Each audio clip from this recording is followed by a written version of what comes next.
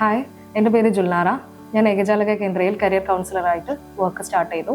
നമ്മുടെ ലൈഫിൽ കരിയറിനെ കുറിച്ചും അതിൻ്റെ മറ്റു ഭാഗങ്ങളെക്കുറിച്ചും പറഞ്ഞു തരാൻ ഒരു കരിയർ കോച്ച് ആവശ്യമാണ്. ഇപ്പോൾ ഞാൻ നിൽക്കുന്നതും ഒരു കരിയർ കോച്ച് എന്നുള്ള നിലയിലാണ്. ഞാൻ ആഗ്രഹിക്കുന്നത് മറ്റുള്ളവരുടെ ലൈഫിൽ നമ്മളുടെ കാലങ്ങളിൽ നമ്മൾ അനുഭവിച്ച കാര്യങ്ങളോ അല്ലെങ്കിൽ നമ്മൾ കടന്നുപോയ നിമിഷങ്ങളോ അവരുടെ ലൈഫിൽ വരാണ്ട് നിൽക്കുക എന്നുള്ളതാണ്.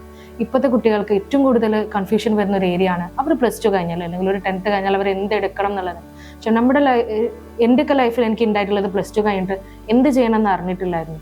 ആ സമയത്ത് നമുക്കൊരു കരിയർ കോച്ച് ഉണ്ടായിരുന്നെങ്കിൽ ഞാൻ ആഗ്രഹിച്ച അല്ലെങ്കിൽ ഞാൻ ഇഷ്ടപ്പെട്ട എൻ്റെ ഇൻ്റലിജൻസിലുള്ള ആ ഒരു കരിയറിലേക്ക് എനിക്ക് എത്താൻ സാധിക്കുമായിരുന്നു. പക്ഷേ ഞാൻ എൻ്റെ കരിയറിൽ ഇപ്പോൾ ഹാപ്പിയാണ്. ഞാൻ ആഗ്രഹിച്ച കരിയറിലാണ് ഞാൻ എത്തിപ്പെട്ടതും.